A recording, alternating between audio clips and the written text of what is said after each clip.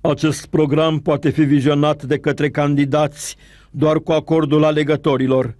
Conține scene de groază, scene de violență, consum de nesimțire crasă, scene de corupție, scene de luptă pentru ciolan, apucături bolnave ale unor indivizi împotriva oamenilor de rând, feriți, copiii și animalele de casă.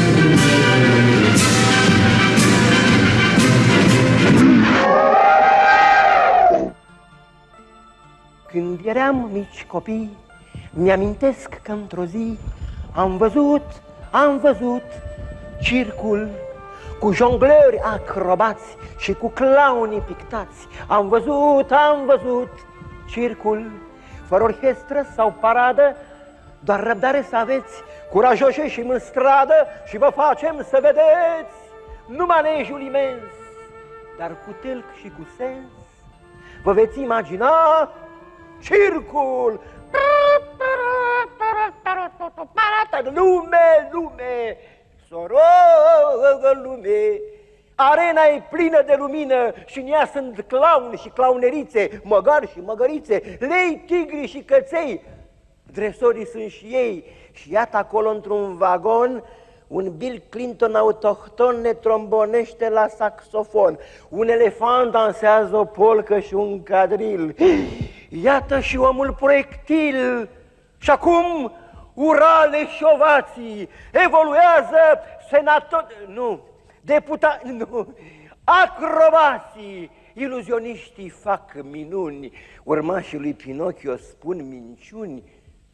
Ce nu înțelegeți, oameni buni? Viața e plină de minciuni, doar circul nostru e fără egal, fiindcă e marele circ electoral.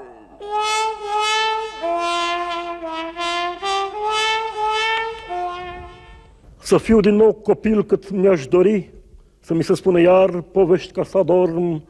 Știți că nu-mi place să plătesc, dar aș plăti în făt frumos sau harap alb să mă transform.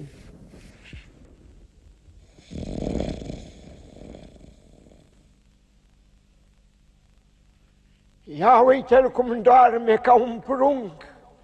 Cred că și acum creează. E tare, taică. I-am scris și eu o poezie. Ia uzi.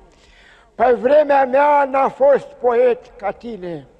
Ești bard de bard și pot senin să spun, poeții toți de-acum să ți se închine, tu ești dintre tribuni cel mai tribun. Cel mai tribun, adică de 3 ori bun. Așa. De aceea vin acum, măria ta, aș vrea să apar în viața actuală, iar tu să mă ajuți, dacă ai putea, și să-mi faci campanie electorală. Uite, ca să vezi că sunt de serios, îți voi citi acum CV-ul meu. Pe vremea noastră se spunea autobiografie. Ce zici? A? Și iată visul mi s-a împlinit, chiar harap alb la mine a venit. Dar ce se întâmplă? Ai îmbătrânit? He, taică, ia uzi. Am fost odată ca niciodată. Senzațional spus, am fost odată ca niciodată. Extraordinar spus. Mai departe, te rog. Că de n-aș fi fost nici că s-ar fi vorbit de mine. Câte milioane de copii au adormit ascultând bașmul care îmi poartă numele. Dar și câte alte milioane de copii nu au putut adormi din cauza lui setilă, flămânzilă sau gerilă. Setilă, flămânzilă și gerilă, nemaipomenite personaje fără de moarte. Te rog. Erau la început doar personaje de bază, ca și mine. Dar pe ele le-au făcut să existe cu adevărat niște oameni răi și comuniști, veniți de la răsărit și slujile lor, tot comuniști, aflate pe plaiurile mioritice. Din cauza faptului că tatăl meu sărac împărat a avut funcție de conducere, comuniștii când a venit la putere, prin bunăvoința unanimă a întregului popor, condus de roșu împărat de la Moscova, mi-au dat câțiva ani de temniță grea și apoi m-au ridicat în slava cerului la etajul 10 într-o garsonieră confort 1 la 1, pronostic X. 1 la 1, pronostic X. Genial, genial. Împreună cu setilă, că de apă rece nu, apă caldă nici atât, și gerilă care veniște cu frigul adus de prietenii de la răsărit, tocmai din Siberia. Imediat după ei a apărut și flămânzilă. Aceste 3 personaje trăiau mai toate casele românilor. De gerilă ce să mai vorbim? De cât frig am suferit, nu mai puteam vorbi de multe ori. Iar cine îndrăznea să vorbească, scăpa doar pentru că îl încingeau feții frumoși cu stele în frunte și pe umeri. Unii vorbitori chiar au murit din cauza căldurii cu care au fost primiți de acei feți frumoși. Și iată că gerilă stă și acum în casele noastre după marea debranșare. Așa, și s-a lăudat că nu ne lasă ei pe noi, pe români, să ne stricăm dacă vom muri de setilă și flămânzilă. Aha. Păsărilă a fost mai bun cu noi. El ne mai trimitea tacâmuri, ghiare și vederi de prin locurile deasupra cărora zbura ca și viața noastră. Păsărilă se mai găsește și acum. Ba, pot să spun că e din belșug, dar chiar dacă nu e scump la vedere, e foarte scump la cumpărare. Cu cultura stăm foarte bine. Cu cultura stăm foarte bine, normal, cu oameni ca mine, firesc. Mai departe. De când mai mare dregător la cultură este spânul, nația română este în mare majoritate nebună după manele, telenovele și va avea mereu mintea plecată cu Sorcova în tot felul de vacanțe mari, mijlocii și mici. Numai eu vă pot scăpa de toate personajele rele din bazm și realitate, așa că alegeți-mă pentru Senat. Dacă nu veți face așa, voi încăleca poșa și voi pleca unde voi vedea cu ochilă. E bine? Semnez, declar, harap alb, care acum e negru de supărare. PS. Să știți că nu vreau cheia împărăției, că am mai luat toată clanță cu ea.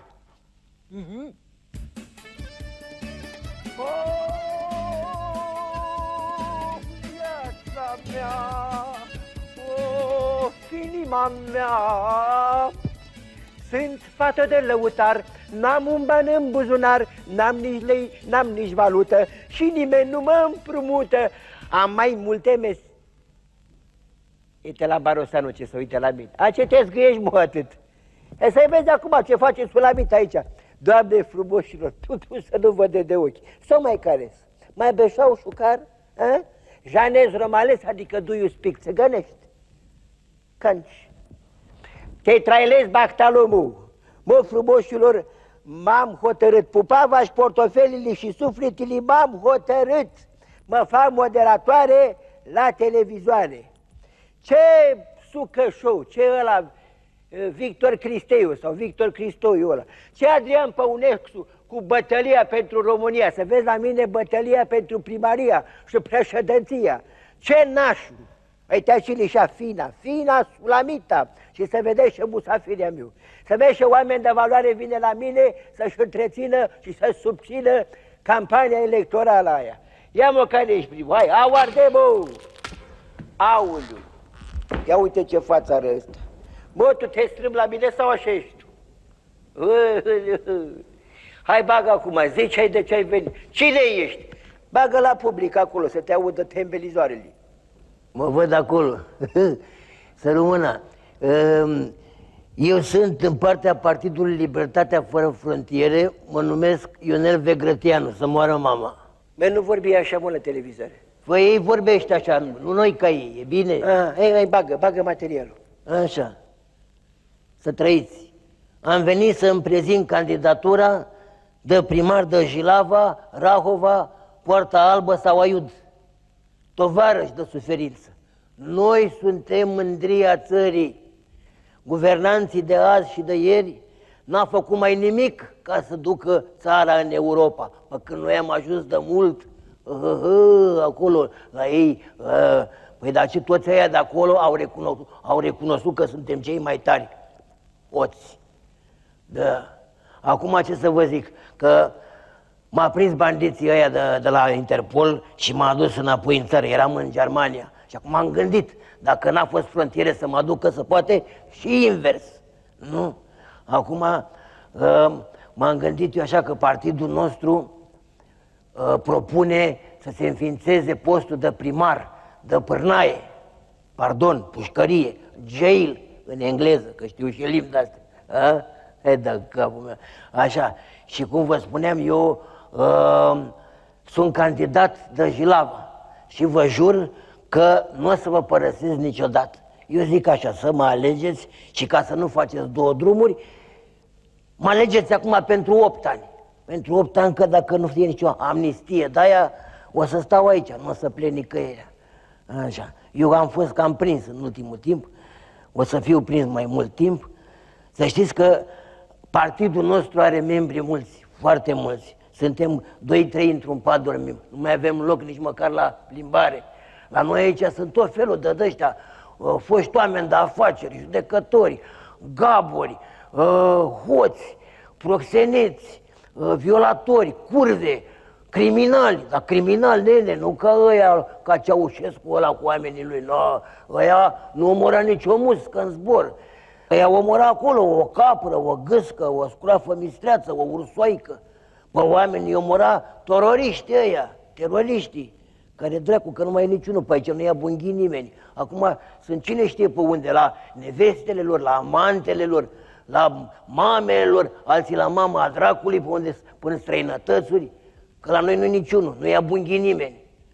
Da, mă rog, acum eu vă zic să mă alegeți și dacă mă alegeți, eu o să fac tot posibil să vă aduc și pe voi aici, că aici e bine, pe Pava și ochii, e bine de tot aici. Aici, uite, nu plătești întreținere, haleală gratis. Întreținere, am spus, nu? Mă rog, nu e gropi în asfalt, plimbare, giugiuc toată ziua. E bine de tot. Bă, știi care e nasolă treaba? E așa că ăștia, gardienii ăștia de la noi aici, bă, nene, ne zâmbește de la un timp de să moară familia mea dacă înțeleg de unde au ei zâmbetul ăsta, așa. Că înainte de Revoluție era toți triști, morocănoși, urâți, așa. În sfârșit, voi veniți să mă votați, că dacă nu mă votați când ies de aici, să mor în pârnaie, dacă nu, bă, vă sparg și fața, și casa, și mașina. Hai, liberare! Foaie verde, flagi și mure a venit azi din pădure la fereastra casei mele să-mi aducă vești nurele, ieșită din negură călare pe mătură, babacloanța cea vestită de cucuvea însoțită. Ce credeți că-mi spuse baba? Sunt o babăcloanță autorizată. Ce mătură am avut! Motorizată, consum puțin, nu ca orice mașină, mergea cu motorină și benzină. Dar m-am modernizat și am să zbor călare pe un super aspirator. E cu reacție, full option, belea, e mult peste ce era bătura mea. Voi zburda prin spații ancestrale. Adriane, ce spuneai, matale? Mai dragă, uite cum stă treaba. De când mă știu pe acest pământ, am fost la fel cum vezi că sunt. Bătrână, slută, uricioasă, am fost pe la copii prin casă să-i sperii. dar să fiu iertată, să ascult ce-am vrut de mamă și de tată. Iar astăzi am venit să demonstrez că zău nu vreau să destabilizez nimic din ce trăiți acum cu toții. Dar învățați-vă copiii și nepoții că este bine, dacă aveți minte, să mă alegeți chiar și președinte. Și cum a spus inegalabilul Shakespeare, vă rog să fiți în viață cum vă place. Mă duc să mă mai dau o tură printre stele, iar voi gândiți-vă doar la sfaturile mele. Bă, Bariule, Barbosule, Arățel, că avem altă treabă aici și ai jalchere, adică ușcheală că aici e spațiul meu de emisiune. Și nu clesc te modaraptul, adică taci că te caftesc, să mor acilișa. Hai dă-te mai hacana că uite video-ul ăsta să subțină platforma program. Și trebuie una mai largă, că ia uite-l, e mangă. Ia uite-l pe ăsta, cocă, mapte. E zi-mă cum te chemă, poți să vorbești? Țică pe ce vinaș bea o damigeană cu rachiu. Stați așa că viu. Unde sunteți bețivii mei? Peste tot. Mâncava-și gura voastră nesătură. Doamne, să nu vă stea mâna cu paharul, o clipă să nu vă stea. Eu vă spun acum cu toată tăria, suntem cel mai partid din România. Să știți că și membrii celorlalte partide sunt tot la noi, de fapt, în partid, dar dacă nu vreau să le cunosc. Doamne, ce de membri avem! Eu am venit acum că am puțină treabă cu voi. Nu mai știu ce să... Păi da, auzi, ăștia parlamentari ăștia, care dorm în Parlament acolo. Ce credeți voi, că ei sunt după o noapte albă? Nu, sunt după o noapte galbenă, de odobești, Pinot Gris, Pinot Noir, Rosé și altele. Mănânc, dar de acum încolo ce o să facem? Asta e nasolă, că eu nu mai știu cu cine votez. Uite, priviți-mă, priviți-mă, mereu sunt beat, sunt cetățeanul turmentat, nu ăla al lui Nene Iancu, dar tot la fel eu sunt dușman cu lichidele fără alcool. Dacă nu beau, mă simt nasol. Și îmi vine nene să turbez, că eu nu știu. Cu cine votez? Vin politrucii și ne spun că ăla e bun, ăla nu e bun. Dar eu, și cum nu dorm, visez, pe cine dracu să votez? Mă iau cu sticlele la trântă, acum asta mă frământă. Și le răzbesc. Le asanez. Dar tot nu știu. Cu cine votez? În 90 m-am păcălit că am fost la urnă nemachit. În 92 m-am dus beton și l-am votat tot pe Ion. Și după aia ce am pățit, că nici acum nu m-am trezit. Beau până mă magnetizez. Dar tot nu știu cu cine votez.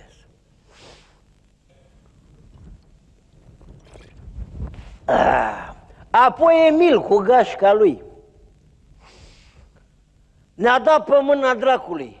Eu nici nu pot să protestez și nu știu, cu cine votez? Mi-am întrebat chiar și femeia. Să votăm iarăși cu cheia. Iar mi-a spus, nu, divorțez. Și atunci eu cu cine votez? Mă împac cu ea, bem una mică și zice, eu sunt cu Petrică. O las, nu vreau să o demolez. Dar tot nu știu cu cine votez. Stai, soră, zic, să ne gândim. Cu Stolo? Nu. Da, cu Vadim. Să nu te aud că mă enervez. Și atunci eu, cu cine votez? Zice, fără băsești și meleșcani, poporul nu mai are bani. Să nu te aud că te pisezi. Vedeți, și eu, cu cine votez? Că toți se luptă pentru os, iar noi n-avem niciun folos. Mai bine beau și mă flambez și așa cum sunt vă demonstrez că voi ajunge președinte. Să moară ăla care minte de nu mă duc și că atindez. Acum știu cu ce votez.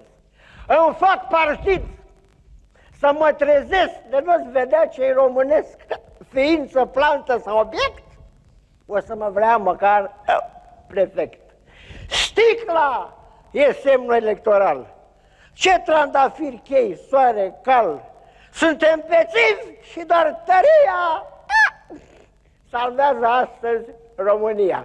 Îmbată-te, române, din zor și până noapte, vă pupate, Uși, zbor către alte ramuri și lasă-mă acum, fiindcă mă apasă un gând, un vis postum, ca un zefir de vară plutind printre copaci, primit am o scrisoare a marelui cârmaci. Ce dor mi-a fost de tine, iubit conducător, vreau să-ți aud iar glasul acum și apoi să mor.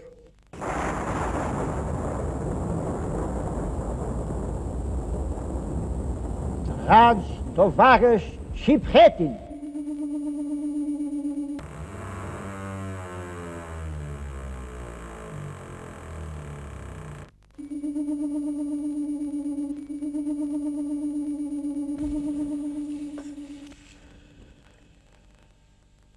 vă vorbește Big Brother, adevăratul Big Brother. Voi da în judecată la CSS, Consiliul Suprem al lui Sarsailă, care este prietenul meu, pe cei care mi-au furat ideea genială.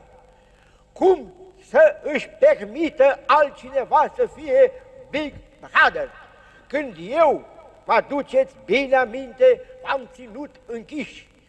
Atâția ani de zile granițele au fost închise. Eu vă dădeam să mâncați, eu și Puleana, numai atunci când făceați ce spuneam noi. Deci, trebuie să recunoașteți că noi vă ascultam și vă vedeam, iar voi nu aveați voie mai nimic. Atunci, sigur că pretind cu toate eforturile să fiu recunoscut ca Big Brother. Voi să faceți totul. Vreau să fie asentimentul tuturor oamenilor din România să înțeleg, indiferent de naționalități, să înțeleagă că numai eu pot să fiu Big Brother. Vreau să vă spun că nouă aici ne este foarte bine. Eu acum sunt președintele COM-ului, adică Consiliul Oamenilor Morți. La ultimul nostru congres am dezbătut pe larg starea voastră socială și materială și ne-am dat seama că cei care vă conduc sunt cei pe care i-am crescut la sânul meu și mai ales al Lenei, și ei care ne-au împușcat mișelește cu armele automate vă duc de râpă, vă bagă în pământ, adică vă fac să ajungeți aici lângă mine. Ei vă vor ajuta cât mai repede să ajungeți aici. Sigur că ei își spun oameni de bine și că vor liniște. Păi dacă vor liniște, să vină aici la mine, că este foarte mare liniște. Le-o asigur eu. Și pe urmă, știu că multora dintre voi le este foarte dor de mine. Până veți ajunge cu ajutorul conducătorilor voștri cât de curând aici lângă mine, vă rog să veniți cât mai mulți la mormintele noastre, dar să nu veniți niciodată cu 3 trandafiri, ci să veniți, dacă puteți, cu secera și ciocanul în mână. Trăiască PCR!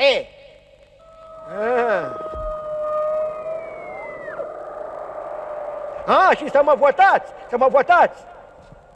Ceaușescu PCR, Ceaușescu PCR. Fă panoramă, dar tu cine ești, mă, ai? E-te la asta. Pardon, sunt Miții Bordeleanu din partea PCRE. Nu, doamnelor și domnilor, nu vă speriați. PCR nu înseamnă, Doamne ferește, Partidul Comunist Român, nu. PCR înseamnă Partidul Ciociolina Română. Pentru cine nu știe, Ciociolina a fost o prostituată în Italia care a luptat și a ajuns în Parlamentul acestei țări. Dacă ea a putut, nu înțelegem de ce n-am putea și noi aici, în România. Da, noi știm de ce are nevoie femeia sau bărbatul aici în țară, sigur că da, în curând o să iasă legea noastră cu prostituția, o să fim în legalitate, totul o să fie normal, puteți să mă alegeți, o să fie extraordinar. Să știți că unii oameni de rău spun despre noi că suntem curve. Ei, și de mii de ani se spune că politica este curvă. Atunci, normal este făcută pentru noi. Uite, mi-aduc aminte, bunica îmi povestea că și mama și bunica au avut aceeași meserie ca și mine, sigur că da. Și îmi povestea bunica că pe timpul lui Carol al II-lea era prim-ministru, un domn venerabil, se numea Constantin Argentoianu.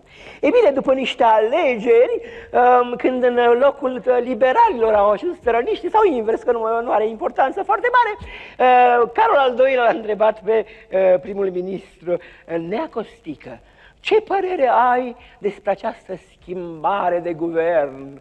La care domnul Constantin Argentoianu a răspuns: Majestate, același bordel, alte curve.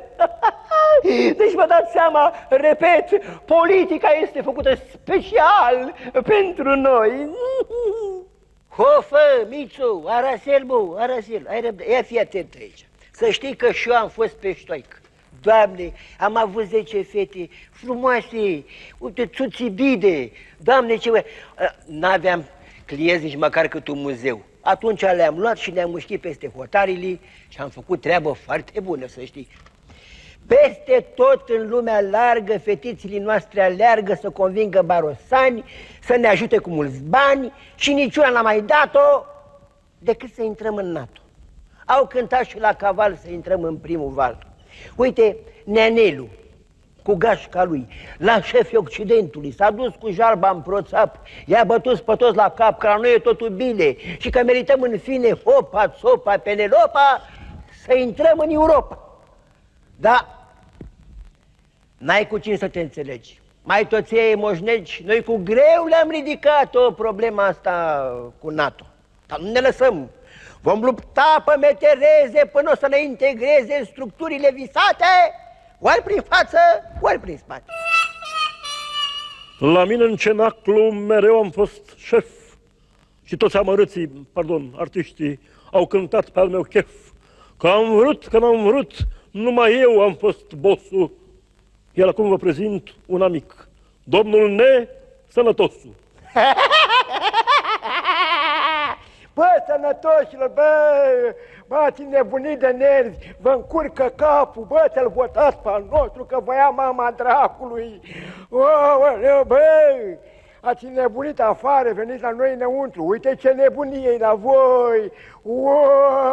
Cu PDSR-ul, PSDR-ul, cu PRM-ul, cu PNL-ul, cu DMR-ul, cu toți să bat pentru os și voi n-aveți nici carne. Bă, nebunilor!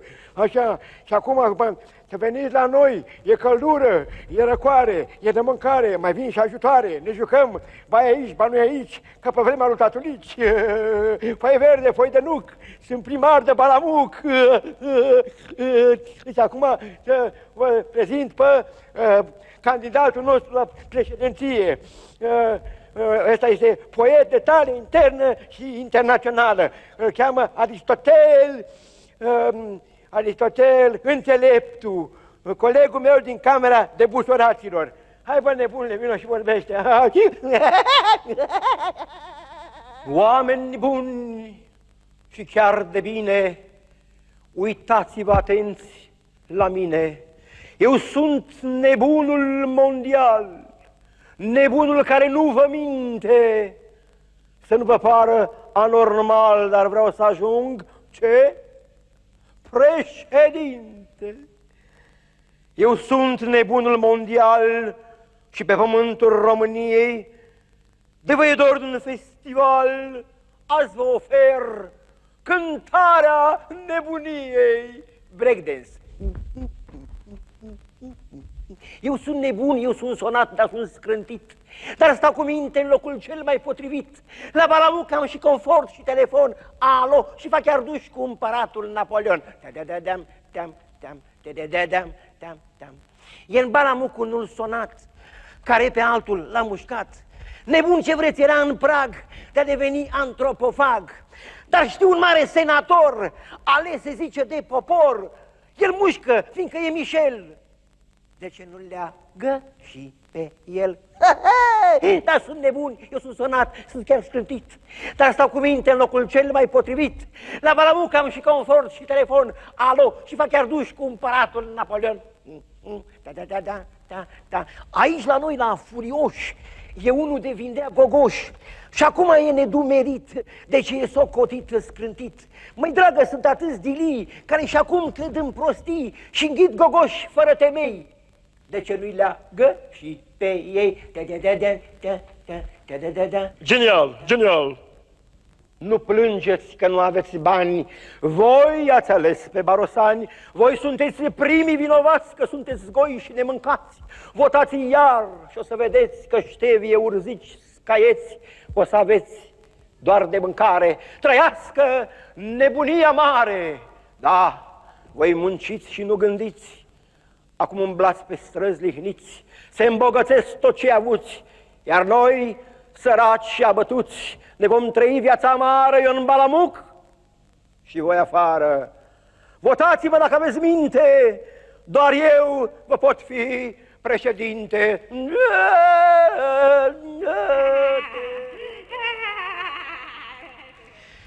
Hai mă, care e următorul? Mai mă, că plânge pura de ea acasă.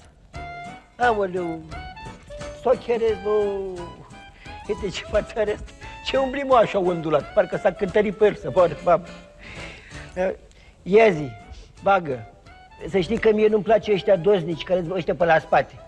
Vino în față și ține aici față la telespectatori. Nu poți să ții față, ești dosnic. E bine, hai, bagă-te. Zic cum te cheamă. Dă-te la fund dacă nu... Ai curaj să te aud. Mă numesc Narcis Bombonel și să reprezint partidul, un partid cu un nume mai curios, așa, partidul Capra cu un ied. Este un partid de opoziție, mă rog, de mai multe poziții. Noi suntem foarte mulți membri în acest partid, suntem un partid foarte mare. Mulți spun despre noi că suntem îndărătnici, dar nu este adevărat, să știți. Noi am fost mereu deschiși pentru orice colaborare, am să fuzionăm chiar cu alt partid care ne dorește, sigur. Primul care ne-a propus ceva a fost domnul Băsescu. Dumnealui ne-a sugerat să devenim pediști, așa. Și sigur că noi pe dumnealui îl vom vota. Îl vom vota pentru că dumnealui este un om politic, cum să vă spun eu, cu o gândire profundă, un om incurabil în tot ce face. Sigur că noi o să venim să-l votăm, dar eu am intrat în politică, să știți, pentru că nu mai vreau să fiu pasiv. Vreau să fiu primar.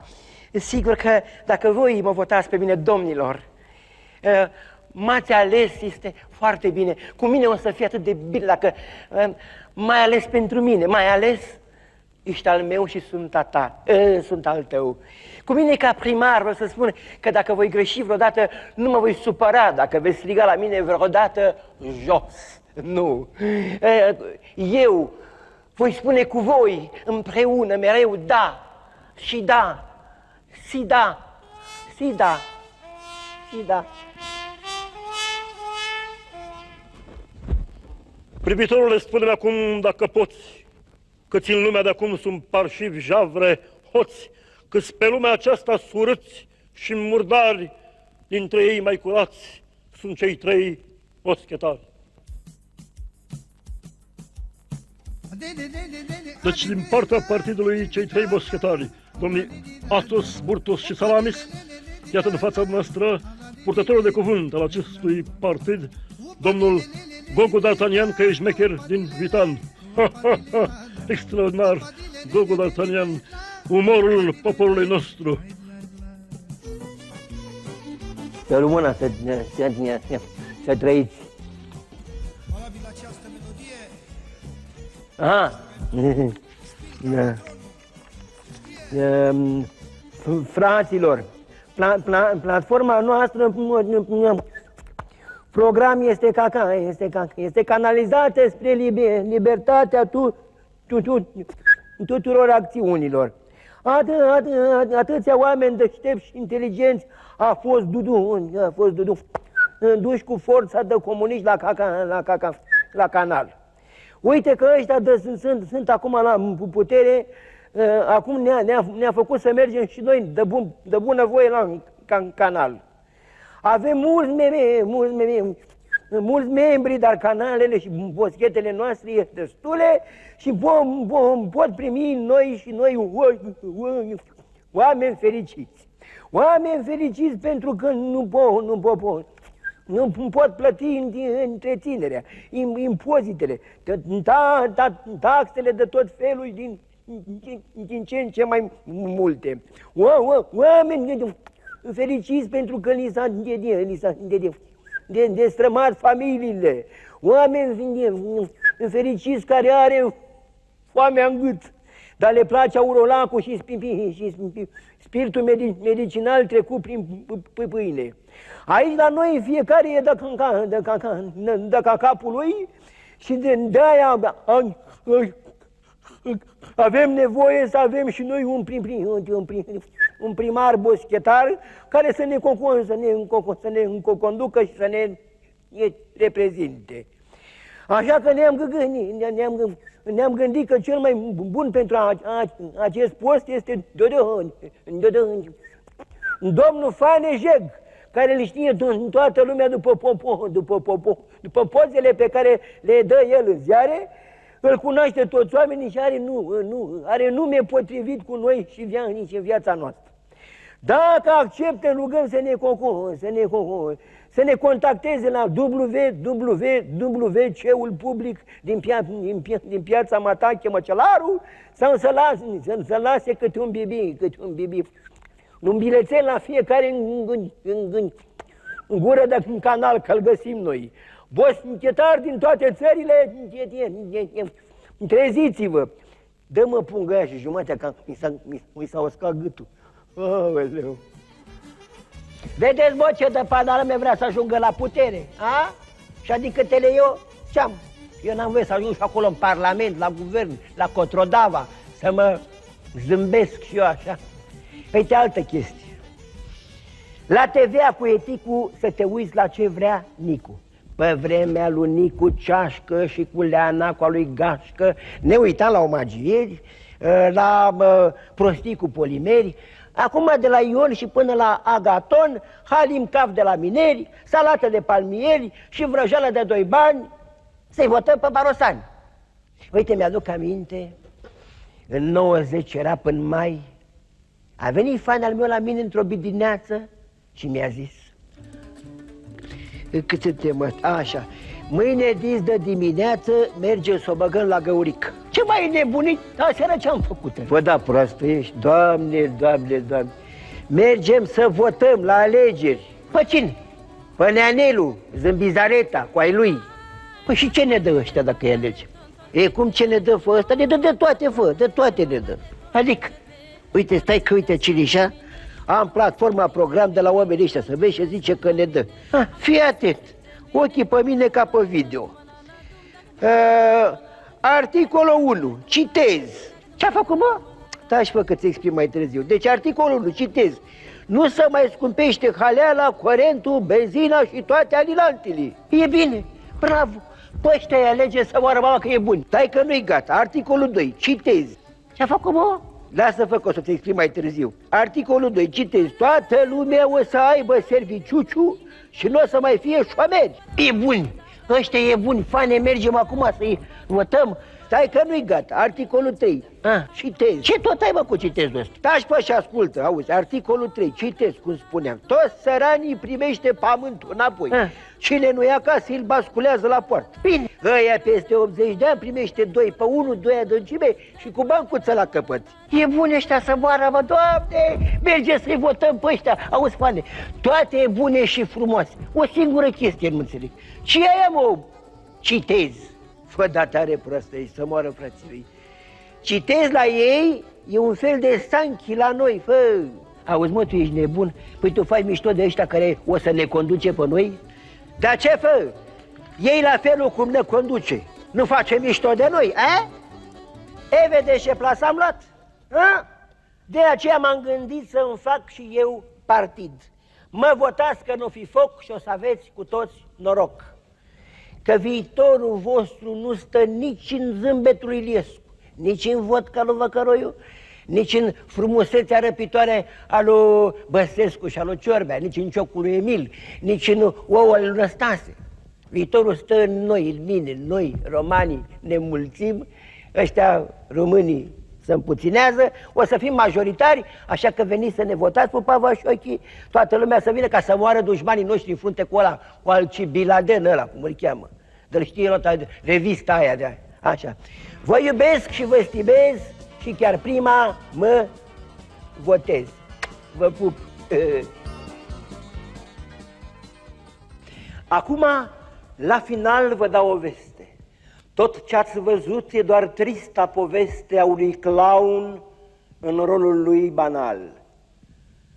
De-abia acum vreau să știți că începe marele circ electoral. Ha, ha, ha, ha, ha. Deci,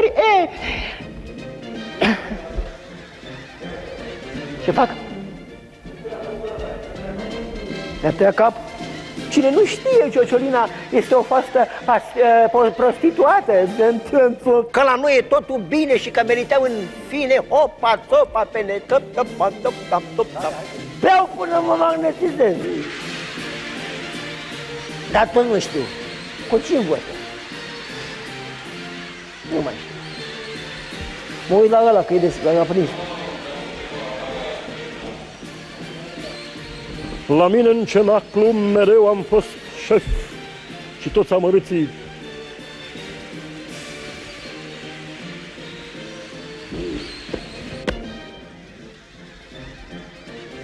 Imediat mi-a căzut placa. Mai facem o dată asta? A, bun. La mine în cenaclu mereu am fost șef. N-a mers treaba, n-aveam clienți, nici măcar cât o... Îi vorbesc cu tine. Nu mai am un pic de salivă. Ca și când ar fi N-am Unescu, salivă, da? nu pot să vorbesc, că mi-e vorbele. El acum de la Ion și până la Agaton, mai știu, abia am scris-o, iertați-mă, și nu am învățat-o. Știu. Dar învățați-vă, pardon, vă rog. Da. Și nu mai știu, au. Votați-mă dacă aveți minte, doar eu vă pot fi președinte. Vincero!